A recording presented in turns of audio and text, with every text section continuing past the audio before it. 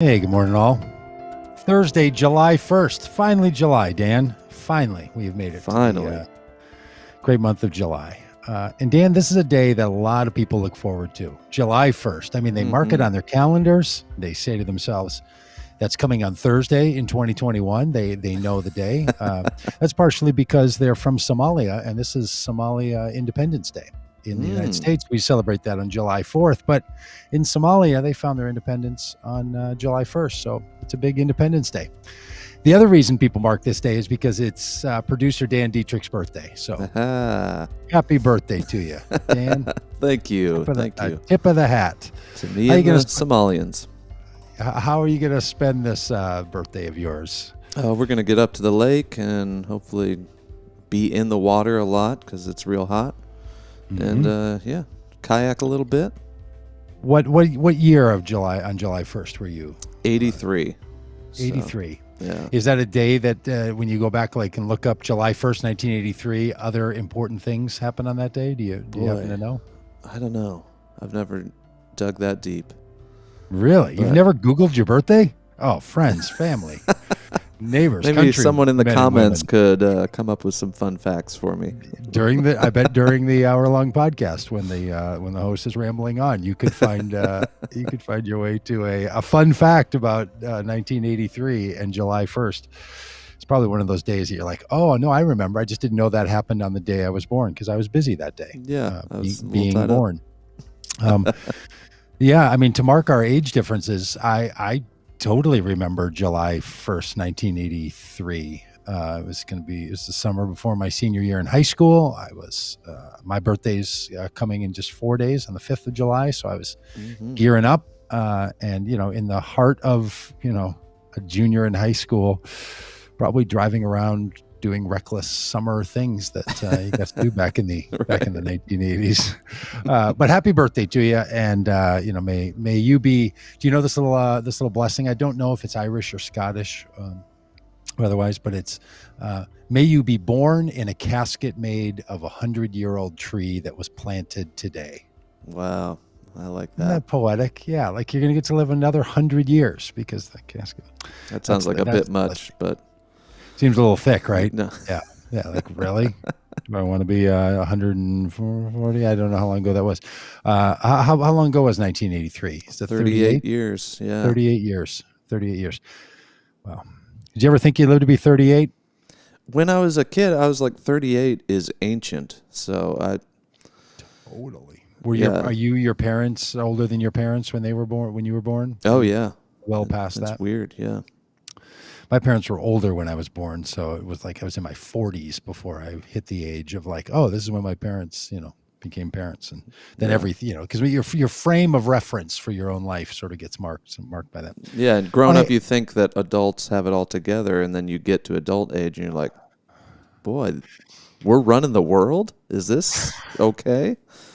Right, and the adults that didn't seem like they had it together, they were the fun ones. They were the ones that kind of liked being around. And then you kind of realize later, no, they weren't the fun ones. They were having a hard time. And those other people didn't have it together. And this is all a disaster. But happy birthday to you, Dan. And to everybody else celebrating their birthdays on July 1st, whether that's, a nation's birthday. I think we should call those anniversaries more than birthdays, but I won't be bickering about that on your birthday today. And so if somebody else has a birthday today and you're listening along, whatever day you're listening, maybe you listen to this a day after Mike Stavlin, and your birthday is on July 2nd. Happy birthday to whatever. I mean, you sort of did the least to accomplish that day of celebration. You didn't do anything, but hey. You were just all benefit. You're a real beneficiary. So thanks to your mom too for all the work she put in. Yeah. And Doug, I noticed that new T-shirt, "We the People Ride" T-shirt. Yeah, We the People Ride shirt. They now exist in the world, and if you would like one, Dan, well, I'll send you one just for your birthday without a sizable contribution. But if other people would like a We the People Ride T-shirt and they want to go with us down to the border and ride across the country for a day, for an hour, for a mile, for 3,000 miles, whatever it is you want to do, we'd love to have you come along, make a little donation, and indicate that it's for, you can go over to votecommongood.com and do that, or wethepeopleride.org, make a contribution, and we will send you one of these very fine, fancy t-shirts. And speaking of people going to the border, the reason we're going to the border is to bear witness. Other people go to the border for all kinds of other reasons. And I get it, right? People go to the border to politicians and people working on issues of immigration, border practices. They go for a lot of different reasons. We're going to be bearing witness to the experience of people who live along the border, who do work and care for people crossing the border, and people who are impacted by the border wall and by the border policies where there's not a wall, like all of Texas, where there's not a wall. So we'd love for you to join us. Let's not let just the politicians and former politicians and interlopers use the border. Join us yourself. Again, we're starting September 10th, doing this through November 14th, where we end up in Florida. So we're along the U.S.-Mexico border until the 18th of October. So anywhere between September 10th and the 18th of October, if you want to come and join us along that border wall, we'll start in San Diego, make our way along the U.S.-Mexico border all the way down to Brownsville, Texas. So we'd love to have you join us. And Donald Trump and the governor of Texas went down to the border to somehow yell and claim and insinuate that Joe Biden is not doing enough to keep America safe. Guy's been president for 135 days. Trump did nothing to make us more safe, but did a lot to make us all more miserable, especially around the work of the border. I mean, there's just, you can make all your arguments about why you support Donald Trump, the good things you think he did. This border nonsense of his was a disaster from the start. It remains a disaster today, and it's going to be a generation to fix it. They were just wrong on everything. And he went and stood by this little piece in the picture. If you're looking on the video feed, you can see a little picture from the headline of the Washington Post. It's this portion of the wall that Trump says that he built in Texas, which is just ridiculous.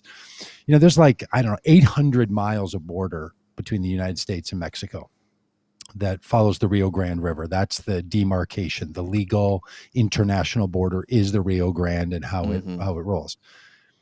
There's a few miles of border wall in little cities and then in a couple little random spots. And those border walls, they just end. Like people just walk around the side of it. It's like a cubicle. It's like a partition. It's not a mild inconvenience at best. Yes, it's kabuki theater. It's and look, our nation loves kabuki theater stuff around safety and immigration and TSA and protection at the airport. I mean, if you ever have to empty out your water bottle or can't carry toothpaste in a container larger than 4 ounces, but you could carry 14 toothpastes that are 2 ounces. Tell me how this makes any sense, right? It's simply the size of the container, all that stuff. And I'm just irritated because I flew yesterday, and just dealing with it again is just it's such utter and complete madness that we do around, people getting on airplanes and so on. Talk about fighting the last war of 2 decades ago.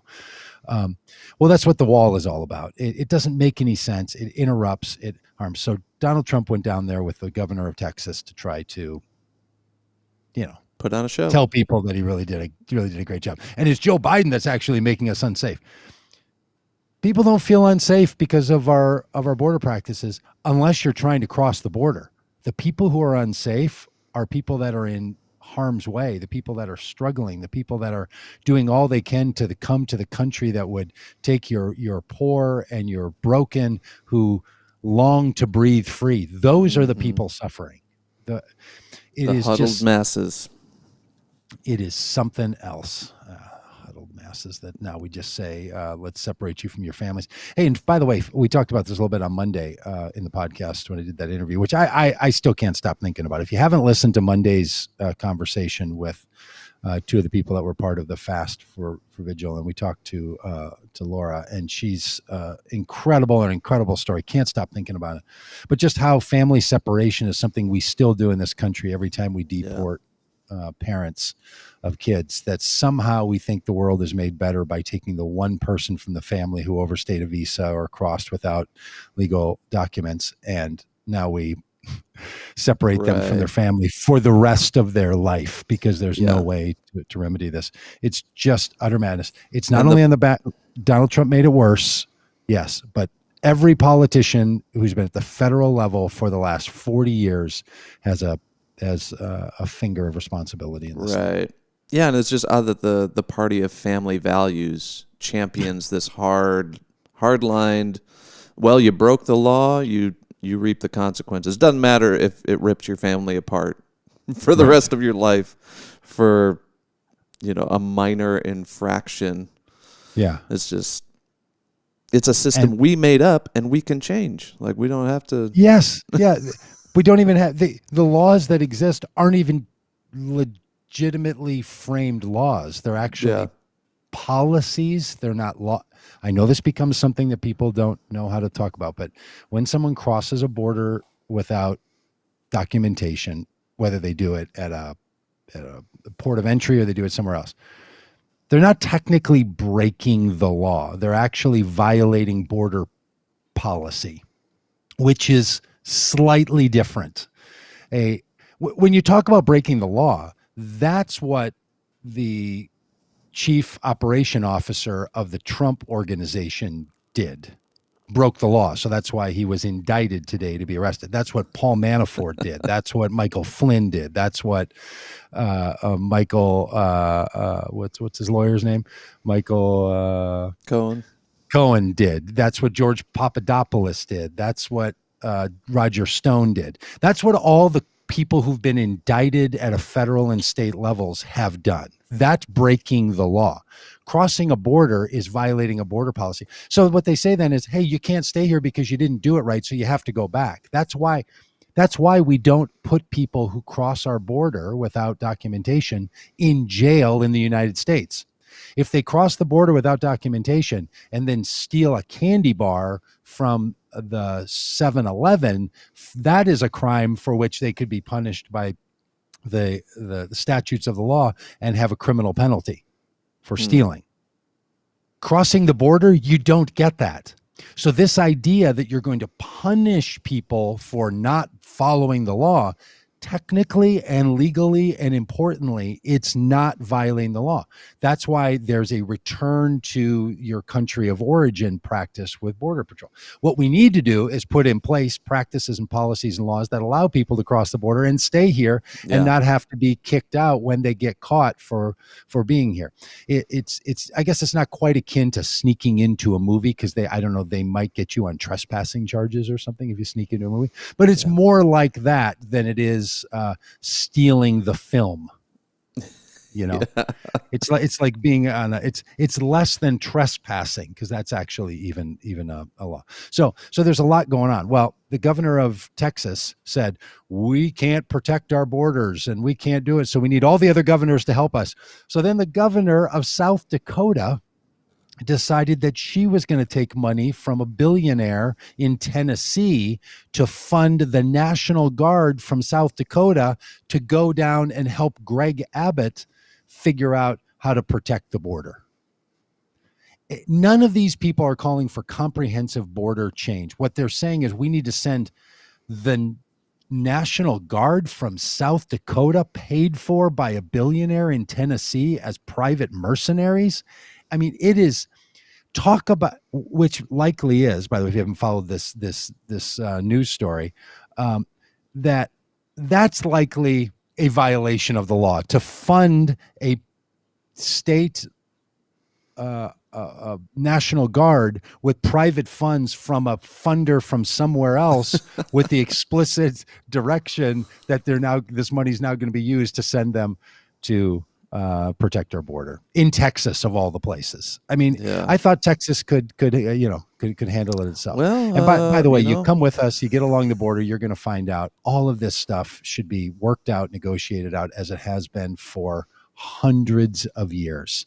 This stuff is just unbelievable nonsense. But in the last week, Vice President Harris, Donald Trump, Greg Abbott, now, a big to-do from the people in South Dakota, and some billionaire from Tennessee using his money to send his own private militia via the South Dakota National Guard. It just is so ridiculous. Why don't you spend $1 million on supporting a comprehensive immigration plan and border policy plan, and then maybe we would see the kind of outcome that we want in this country. Right. And by the way, Texas does need some help. Maybe we should send some money so they can keep their air conditioners on and fix their power grid.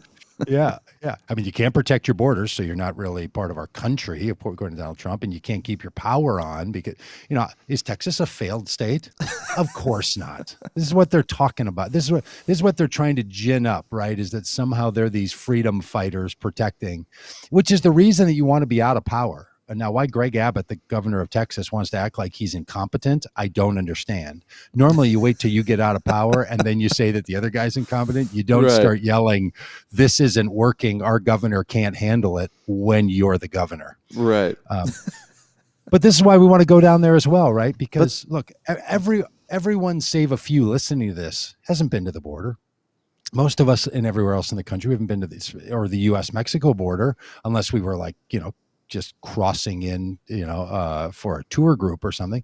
But to really see what's happening, you really catch a glimpse. So we're going to be doing that in September, and we're going to raise our voices. Hey, and I'll also say this.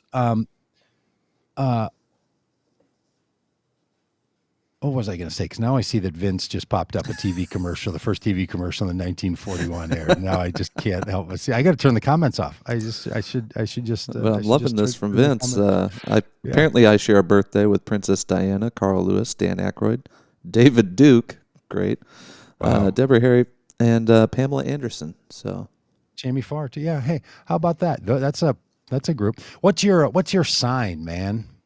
What are you on July 1st? What's your zodiac sign? Cancer. Maybe. Yeah, me too. Which isn't much fun to say. It's like, could we replace that with a different word at this point? Yeah. Or? Could we repeal and replace? And then when you say like, well, don't use that word, use the little creature or whatever. Well, it's a crab. So which kind of fits. Yeah, I'm a crab as well. My daughter just read something to me from the personality side of the zodiac, and these are people who likely, and then it's one of these sort of shockingly accurate, and it wasn't just fortune cookie accurate. No, it felt like there's something in there, because I also am a Cancer, don't have, but am a Cancer on the zodiac sign. But I don't know what anybody else is. I don't even know my wife's zodiac sign. She's born May 8th. I don't, maybe Pisces. Maybe. Are they all different diseases, or how does it work? They're all different scourges on humankind. No, turns out just the Cancer people. Just Cancer. Just Cancer is the one that we're into. All right, hey, so much happening in the news, in addition to what's happening on our border, which is sort of a perennial kind of an issue. Today's not a great day for Harold Weisselberg, as I mentioned. He's the CEO and the person behind all the organization of the Trump clan, and he was indicted by state officials today. Appeared at the courthouse something at 6:30 this morning Eastern time, and at 2:00 Eastern time today, they're going to publicly open up this indictment and say what their charges are, not only against Harold Weisselberg, but against the Trump organization. Here's the thing, Dan, I don't understand. Maybe you know it and can explain it. Organizations and companies and businesses sometimes get treated like a person. Famous in the voting world, right? That you can't limit corporate contributions because corporations are people too.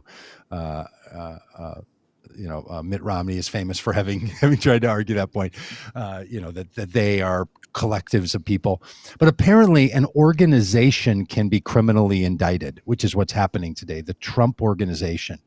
I don't know how that impacts the people who are the shareholders or are the principals of the company, but the company itself could be punished criminally, meaning it could have removed from its available options the right to exist as a company in the United States. Loans can be called back from banks. It can be a really serious thing, which could ultimately bankrupt Trump and his kids and others, unless they've hidden away their money in tax-free shelters in violation or in agreement with the law someplace. So there's a lot going on. It feels like to me that this is the start of something, not the end of something. This is the first indictment, and that this is going to become something that we're going to see what this works that's been going on by the state attorney general and by the prosecutor in the federal prosecutor in the state of New York is going to be doing about the Trump administration or the Trump's business overall actions and activities over these last few years, at least. I mean, if they just keep digging back, it has been referred to by a number of people, including me, that it operates more like a criminal organization than it does just your standard organized business. And it just uses litigation and criminal kinds of skirting of the law to operate. And that guy who ran that thing was the person who was the chief law enforcement officer of this country, and said that he was all for law enforcement until he put together an insurrection that literally beat on police officers from multiple police agencies on January 6th. It just is law and order. Just the worst possible person again to have ever been president. And so this Donald Trump, he's back out on the road, but in Alabama, he was being brought in for an event that was supposed to celebrate some things going on, in Alabama. It was going to be just a civic engagement on July 3rd. And they decided that they had to cancel Donald Trump. The Republican back group had to say he can't come because he started coordinating with other Republicans. And we listened to what he said last Saturday. And it's not possible for him not to turn this into a partisan screed. So here the people planning this great activity in Mobile, Alabama, canceled him because he was going to violate their 501c3 status. Man, which, by the way, Donald Trump does not. He's not bothered by violating the laws of nonprofits. In fact, his nonprofit that he ran was shut down, and he and his children are barred from ever being members of the board of any nonprofit again. Like, these people are so corrupt they can't even lead a nonprofit. That's how corrupt they are. And now their for-profit business is under scrutiny. I mean, it is just unbelievable. Well, kind of fun. So he's being canceled. Me and Donald Trump apparently share a similarity. We are both barred from Alabama. I was kicked out of Alabama, not really technically, but by a family member after I posted a thing on Facebook about how the Confederate flag is racist. He was like, well, you are no longer welcome in the state of Alabama. And, and they've held to it. So yeah. You and DJ me and Donald need Trump. to say, like, Alabama, you can't stop us. Alabama, of all the states that I've had the privilege of being in, all except one, Alaska, I just have no connection to Alabama. I've been there. I was at a great, there's a great organization there. But I just feel like Alabama is something I don't know. I got to bone up my Alabama. But who am I going to go to Alabama with? Not you. Not me. Not Trump. I mean, not welcome. People just not welcome in Alabama. But I find this actually quite impressive that Donald Trump has been asked to not appear, and then he's going to do an event on Saturday as well in Sarasota, Florida, which is near Seaside, Florida, where, of course, this tragic happening of the building collapsing. And the governor of Florida has asked Donald Trump not to come, and he's still coming. Like, really? He's disinvited from Alabama. The governor, who's his protege, has said, this really isn't a good time, Don. Can you not come right now? No, he's still going. Well, at least as of now, he's still going, because, I mean, to get canceled from Florida and Alabama, that would just be too much. I mean, when the country cancels you in your job and fires you, and then, you can't go to Alabama or Florida. Oh, boy, Donald. That's really, a tough deal. Really up to some. The guy continues to stay in the news, though, man. I'm telling you, it's just simply incredible how he stays in the news. But he's not the president anymore, and that's because on November 3rd, this country overwhelmingly picked Joe Biden to be the president. And there's now more details on who the people were that did that picking. Pew is one of the organizations that does a lot of paying attention to how people voted, and they do their own polling, and they have their own polling process. And they've now come out with some data and some information about how voting went and who voted for whom and how voting took place. Now, I think Pew does a great job on a lot. I don't think Pew does a great job on their religious voter details. It's just a little side note inside the world of the subset of religion, the subset of politics, and the subset of that cares about how polling goes. Many of us in this world feel that Pew has a particular style and vibe and approach to religion, especially self-identified religious movements, that causes it to be less than accurate compared to some of the others. So setting that aside, so if you see news stories out that, like Pew says that evangelicals voted more for Trump, that's a Pew problem. And that has to do with how the size of the group that they're interpreting. So they have a smaller cluster now than in 2016. And they say that a larger percentage of a smaller number, and almost no one else does it this way. So setting that aside, a couple of the things that have come out in this world that I think are rather interesting is this little subset. And I think we have it for the screen for those of you who are watching. But in the Pew voting tally that's now being released, they're saying that Biden made really great gains with men, while Trump improved among women, narrowing the gender gap. So what a lot of us have assumed is that women were going to turn against Trump, and that men, that old crazy uncle of yours, that white men, again, are the problem. And that story has been told over and over and over. As it turns out, that's not what the details tell us about the national numbers. Now, here's the other problem. What this polling is doing is national polling, and it kind of doesn't matter. So what happens in Alabama or what happens in Mississippi or what happens in New York or California has less impact than what happens in some of the states because of the Electoral College. But overall in the country, white men moved away from Trump. In fact, the only group to sort of flip in its overall percentage, and women trended toward Trump. It's just, Dan, it's just mind-blowing to me. Here's how it reads. The gender gap in the 2020 election was narrower than it was in 2016, both because of gains that Biden made among men and because gains Trump made among women.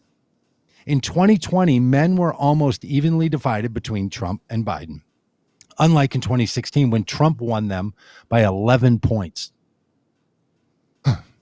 Trump won a slightly larger number of the women's vote in 2020 than in 2016, 44% compared to 39%, while Biden's share among women was nearly identical to Clinton's at 55% or 54%. Yeah, I don't understand how you could sit through 4 years of Trump and have not voted for him as a woman, and then after 4 years be like, nope, I think this is my guy. It's beyond me, but and I'm not a woman. I don't know. I guess I can't speak to it personally, but sort of culturally, like what now? How is this the case? But men moving away from Trump by 11 points, or by nearly 11 points, that is fantastic. I mean, it almost evened up. In fact, in some polling, Pew's a little bit off on this. Again, Pew's a little quirky. It had a plurality of 50% plus of white men voting for Biden away from Trump. That it was the only group that went from being less than 50% to over 50%. Pew gets really close to that number, but not quite up to the plurality. That's a big deal. Mm-hmm. So all of you that feel unhopeful about white men in this country, there are a lot of reasons that you should. Them not voting for Donald Trump to the same numbers that they did in 2016, that's hopefully an indicator. Hopefully that's a sign. Hopefully that's something that really is going to make a big difference going forward. And may they never return to that sort of nonsense. Even though, what you see in the insurrection, which we'll talk about in a minute, and all that is just overwhelmingly male and overwhelmingly white. So it can create an impression. But these numbers, if they should be trusted, would tell you that no, men have moved, but so did women, and so did Hispanic voters move toward Trump. Now, not a plurality, but a noticeable shift. Yeah, It's so the world is not as simple as we think that it is when it comes to voting and comes to the choices that people are making. And now, do people tell the truth to pollsters? This is one of the big questions. The best way on voting is to not do all the slicing and dicing and just go for your numbers. And we know that what people told pollsters going into 2016, going into 2018, and going into 2020 about how they were going to vote, they did their magic with their statistics and said, therefore, this is going to be the outcome. Biden is going to win huge, Clinton's going to win huge. Then it didn't turn out that way. So the big question was, well, is the model wrong? Are the statistics being utilized in ways that are not accurate? Or are people not telling the truth to pollsters? And most people have concluded it's the third, that people don't tell the truth to pollsters. So is that true in after polling as well? And that's one of the things that we just don't know. So as good as polling can be, as accurate as it can be, the only thing that really matters is how people behave on that day when the vote is cast. Yeah. And so never trust any of the other stuff that you're hearing about it. Just finish the work and get to the poll and do the thing that you have to do. Yeah, Carlene Carr in the comments says, I don't get how women voted for him, let alone in higher numbers in 2016. Would these women want Trump sitting at their dinner table? I think that's a fairly decent litmus test. Would you want this guy over for dinner? Yeah, that was that old thing with, was it Bush, that the idea was like, who would you rather have a beer with? Right, George yeah. Bush or John Kerry or Al Gore or something like that. And that kind of folksy friendly.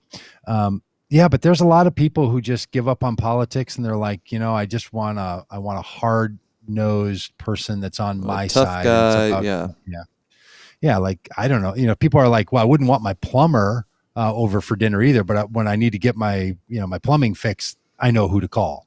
That kind of attitude about it, right? And I think this has a lot to do with how one views politicians and how they view the presidency, as well as other things. But look, I think the thing that should matter to a lot of us who care about our civic engagement and care about our political world is that the messaging and the convincing arguments that work for some of us, they don't work for everyone. And gender or religion or race, that's not enough. It's not enough to say, if your chromosomal pattern is X, if your cultural experience has been this way, not X, I shouldn't have said that. If your chromosomal pattern is this and your cultural experience is this, then we just know then this is what you're going to do. Man, it's not that way. In fact, these numbers here with Pew are a little different. I've seen some other polling that says that the majority of women voted for Republicans across the board, and that women haven't voted for Democrats across the board. It's like Kennedy or something. So there's a lot that goes into how people end up casting votes and why they do. And I think for all of us who shake our heads as we do here, on a regular basis, and say to ourselves, what are people thinking? Well, that's the thing you actually have to go find out. What are they thinking? Because they are thinking something, right? I mean, it's easy to write people off and say, well, I know that I'm operating out of something that makes sense to me, but these people can't possibly be because X, Y, and Z. And I think we have to be very careful about that. I think for sure. And I think Marjorie Keenan says, in my experience, the women I know that liked Trump thought he was doing God's work. And I think this gets to the heart of an issue we've talked a lot about around here, is this Christian nationalism, like the United States and Christianity are one and the same. And Jesus needs this tough guy to defeat the evil armies of the liberals, Yeah, I saw one of those videos going around the other day, which I think probably gave this pastor more attention than he ever got, because people are pointing out the danger of what he's saying. But he's basically running this story that there's tunnels under the Capitol, and people are shuffling children, and there are pedophiles all through the government, and you have to stand out against. Like, there's enough people in that little group, and then enough people who in another little group, and it all sort of comes together. And what the Trump world did pretty well is they stitched together a set of baskets, and there was one basket that were people you would call culturally deplorable, and they pride themselves in that moniker. And yeah, it's, I don't, I think Marjorie's right that there are people who thought Trump was doing God's work. And some of that, for those of us in the religion world, where I find myself, that's because what people think God does is not very great. Yeah. Right. Like, you could make the argument, Trump's not doing what God did. Of course not, because Trump's not doing the God thing. Or you could say maybe your view of God is that God does that kind of stuff. Right. That God's also Dominion cruel and mean. And yeah, Mhm. acquiring territory for God's people. And yeah. Yeah. In fact, we've been working really hard on this anti-Christian nationalism curriculum that we're putting out, and doing some work with Christians Against Christian Nationalism. By the way, if things go right, listen to your local NPR station this Sunday. Oh, really? Hint. Perhaps, on, the 4th of July, when you're in the car and you're with the family, you're like, let's be quiet for a minute and turn on All Things Considered. That's what you want to do. But we're putting out this curriculum to try to help leaders and people and individuals be able to have these conversations, because it's never 80% of a church that's into this Christian nationalism stuff or some of the rest of this. It's not everybody. Right. It's not even every pastor. It's a small percentage.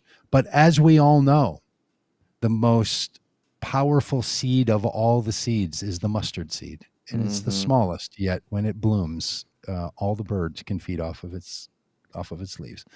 So small little things, little fractions, little 10% the remnant makes a huge difference. And that's where the work is happening, actually, for all this stuff to sort of stir up all this trouble.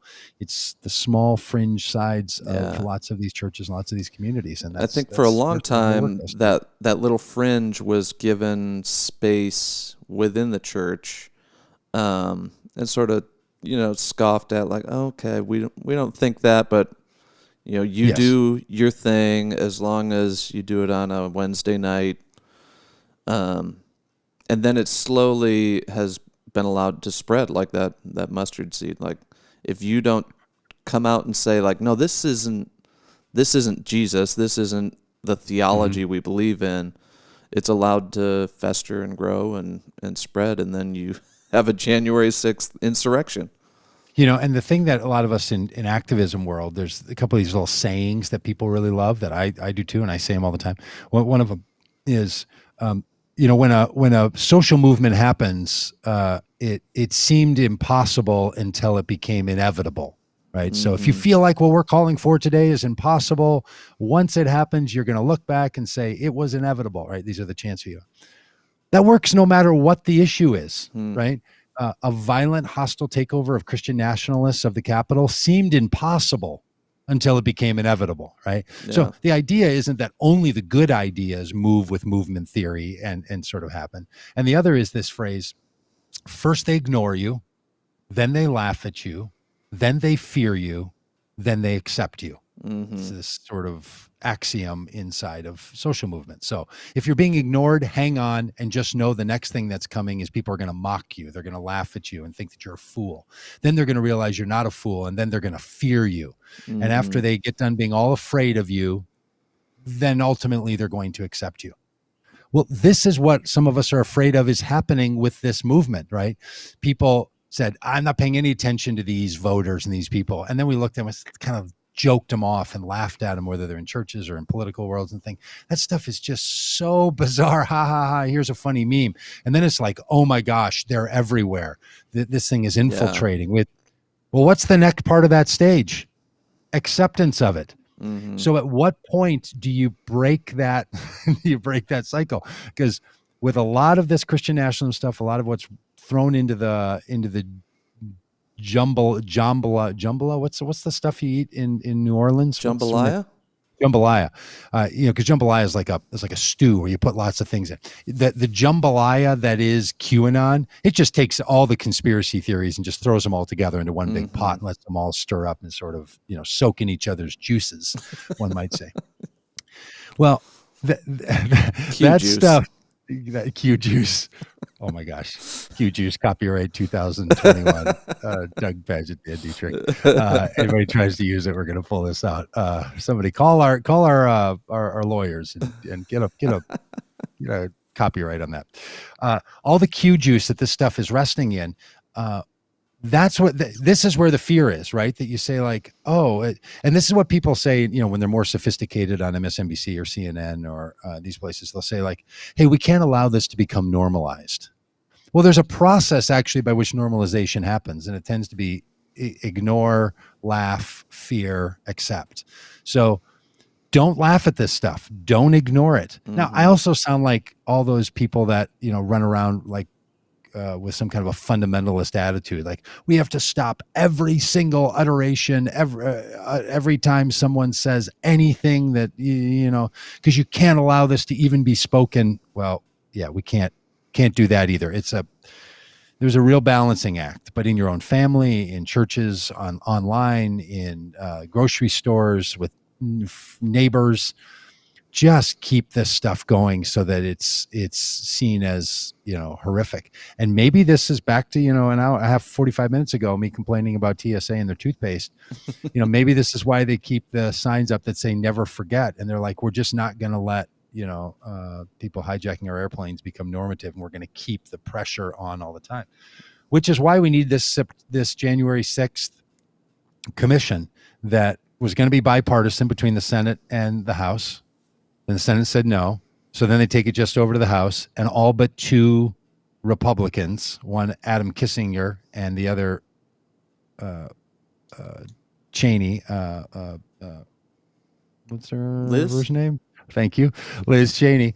I just had her dad in my head. Liz Cheney, because I was going to think about Don Rumsfeld, which we're going to get to in a minute. But Liz Cheney and Adam Kissinger are the only two, by the way, who both voted for Donald Trump in 2020. So let's not let that slide by, right? Yeah. Like, sure, they turned hard against him after the election, but before that, they thought he'd be better as president than Joe Biden. Mm-hmm. I mean, these two, honestly. You don't get credit for doing the bare minimum to support democracy. Well, now, I mean, I wish I hadn't voted for him now. But the run up wasn't enough. So anyway, it still makes my head spin. But they at least voted to impeach him, and they at least voted to move on to be for this commission that's going to take a look at what happened on January 6th. Because unlike the Senate minority leader and the others in the House of Representatives, some people don't think we know everything there is to know about this quite yet, that there's still a lot to tell. And I don't know if you watched the 40-minute video piece that the New York Times put out, but they've put out now footage all captured on that day into a 40-minute piece. And I've only watched part of it, and I just couldn't bring myself to watch it. It's so horrific. So I got to get my situation right where I can watch something like that. So much. So it's so finally there's going to be a panel, and the Republicans will talk about it the way Democrats talked about the Benghazi panel, right? It'll be arduous, and it'll be fought over all the time, but at least the power of the federal government will be brought to bear on finding out what happened in subpoenas and some of all the rest of it. And look, again, as you said, Dan, if you have to argue about the insurrection and democracy, and people who are now trying to say they weren't trying to stop democracy, you either have to buy the lie that they were into, which was, we don't think we're stopping democracy. We think we're stopping someone who's trying to harm democracy, right? So to the true believer on January 6th, what they were being told was democracy was stolen, and people are about to validate that stealing. We have to stop that validation of the stealing. Other people are like, no, you're trying to steal it. Like this is the fundamental argument. So you could be with two people, both of whom are saying, I love democracy, and that's why I view this the way I do, and they view it exactly opposite. So that's a conversation one needs to have, right? Because the one side can say the side that says, no, the election was fair and the certification of the electors to elect Joe Biden is what the American people voted and wanted. That's provable. The other is not provable. In fact, it's definitively unproven. Right. So, yeah, but don't just say to yourself, oh, these people are running up there because they're screaming, I hate democracy. Like, that doesn't get you anywhere. Like, to impugn the motives of people who are doing this, there's something more dangerous than they hate democracy. That they love democracy and they think the way you love it is to hurt it. This is like being in a relationship with an abuser who doesn't know the difference between hurting you and helping you, between loving you and harming you. That's what we're dealing with these arguments. So this isn't they don't know how to love democracy. It doesn't help us to say that. It's what you're doing is not loving democracy. And then having that conversation. So I think you have to grant the position that someone holds when they hold it, and then get into how it is not actually doing the thing that you think you're doing. I don't think you're doing the thing you think you're doing. Yeah. We think about all the ways, that we harm ourselves individually or families and relationships. So we know how to self-harm as human beings. In fact, I contend that we're the only animal on the planet that self-harms, or at least does it on a regular basis and builds industries around self-harm. So we know how to self-harm. We know how to do things that work against our own interests, and we know how to do things that seem counter to the very thing we say we want to do. That's what's being on display here. Is not that people are saying I hate democracy. We should stop saying Republicans hate democracy. We should say Republicans don't know how to love democracy. I think that's a better way. Like, you want to, your spirit is willing, your flesh is weak. This kind of stuff. Like, let me show you how to love, right? It's they need the kind of therapy that you do when someone's getting over self-harm or harming others. That's the kind of work that we need to do around this democracy. And it's kind of flying on both sides. All this voting stuff is going on. Basically, Republicans are saying too many people are voting. Voting is too easy. We need to put voting restrictions in because that's how you love democracy. You keep it safe. You keep it locked up. And like, what are we in some Disney story about how the king loves his princess daughter, so he locks her up inside of a castle? Like, don't you know that if it's true love, then you let it go, and if it's love, it returns to you. Some say love, like that. Now I'm going to sing the Rose, but if I did, I would be so on pitch. We'd probably get called up for one of those musical violations. So I won't go off and sing it unless we get blocked from people's feeds. What's happening here is that Republicans actually believe the way you protect and love democracy is to make it more difficult for people to vote, or the way they might say it, to not make it as easy for people to vote who shouldn't be voting, right? That's the logic. And again, iron manning someone or steel manning someone's argument as opposed to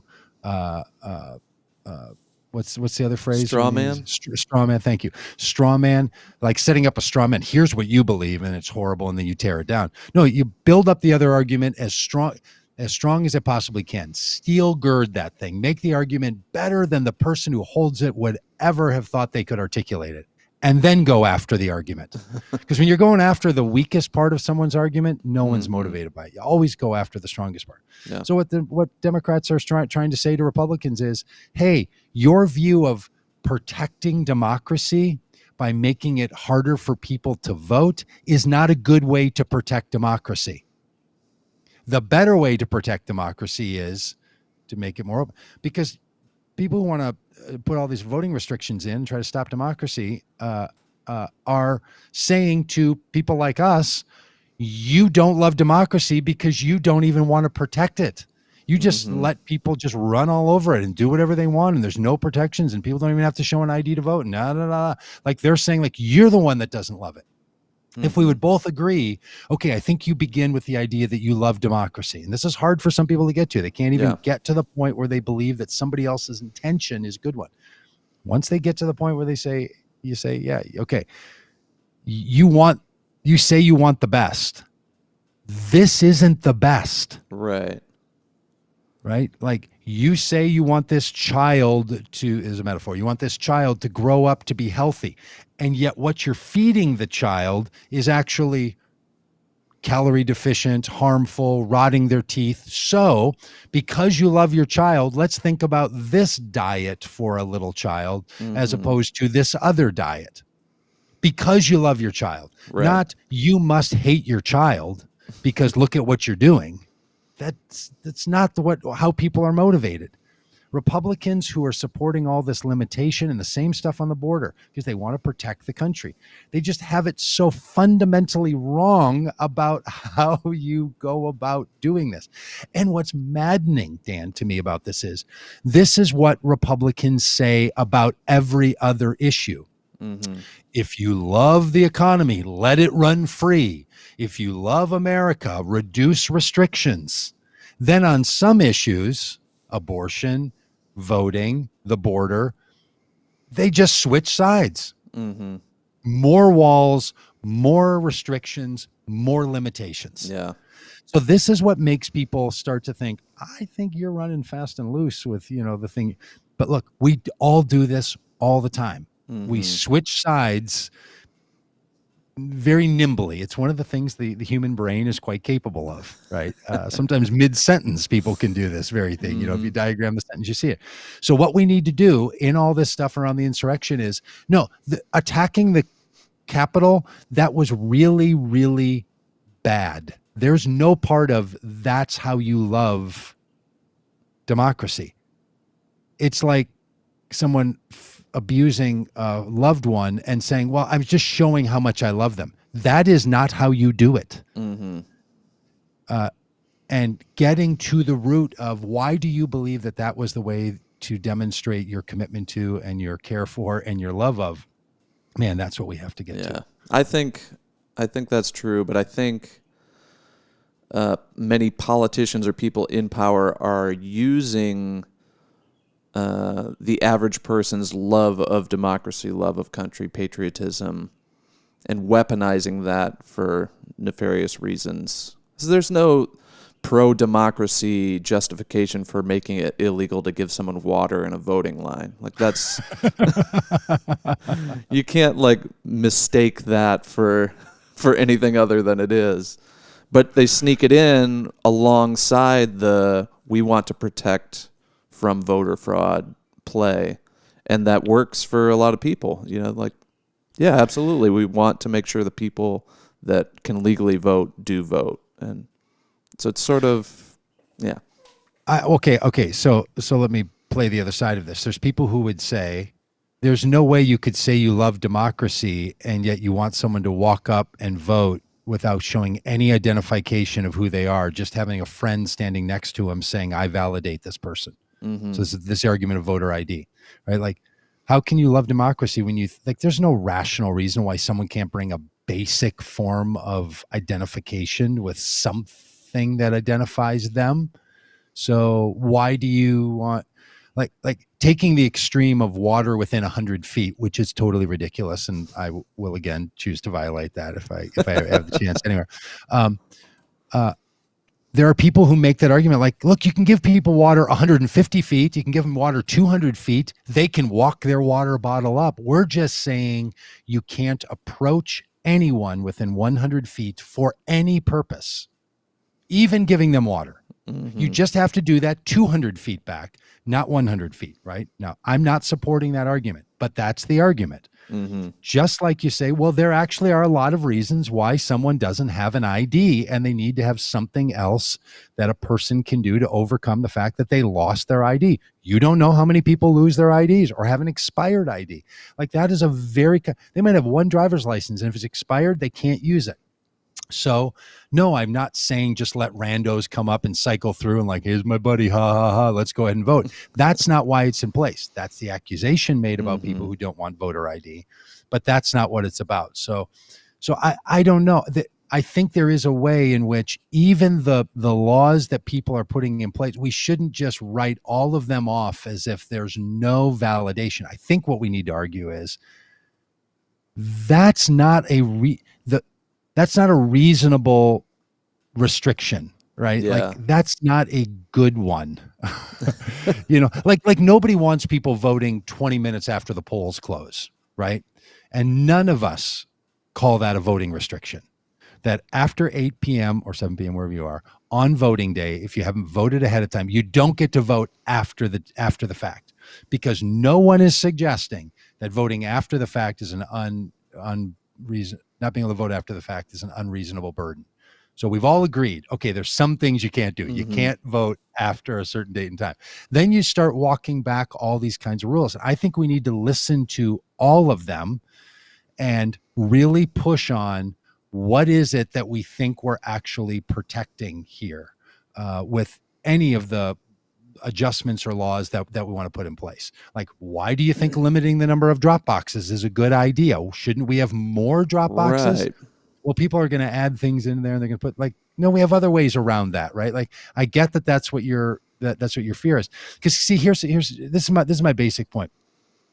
When you're dealing inside of anxiety and fear, which we all experience, for many of us, our anxieties and fears, they're not based in the part of our thinking that is rational. In fact, when we Sure. stop and sort of breathe and think and engage something else, then we say, like, okay, hang on a minute, I'm going to be okay here. This is not Right. When I'm we're having an afraid, we emotion. access our lizard brain, and yeah. Yeah, I'm having an emotional response. So how does somebody get to the point where they approach this differently? Well, sometimes it's facts and information, but taking seriously the anxiety. Mm-hmm. So I was talking to someone yesterday who spends a lot of time doing long-term, like kind of like polling, but data, interviews with people who are self-identified Trump voters. And she does long phone calls with them. And finally got to it for this one woman in the South who said, I hear about taking down all these monuments and all of this. And I'm just afraid that someday that means they're just going to also take away my family's legacy. Now, when you talk it through with this person, my friend said she doesn't really think her family's going to be erased, but that's what it's tapping into. Maybe our family's just going to be ignored and disappeared.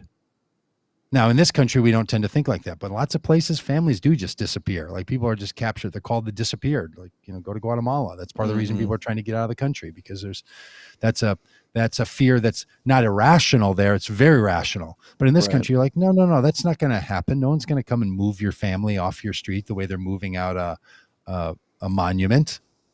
And she's like, well, the monument seems more permanent than me. If the monument can go, what about me? Okay, now let's talk about that, right? But to basically say, well, you're operating in fear, and people shouldn't operate in fear. Well, that'd be great. God, wouldn't we all love to not operate out of fear? Like every person I know. Remember, we were on the tour, we'd say faith over fear, and people are The Proud Boys would shout us down.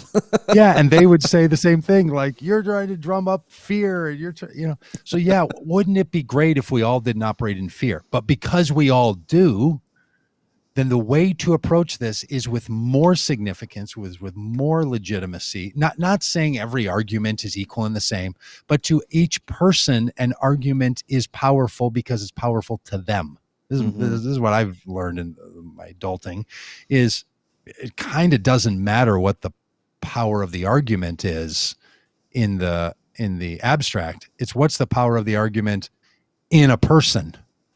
And that's the thing that we have to get to for all of us. And that's kind of a basic empathic understanding, right? Not the arguments you hold are equal, but the power they play in your life are equal, right? And for all of us, that's totally and completely repeating, a process, I think, for all of us. Yeah. So, all right, boy, how'd we get off on that? That was fun.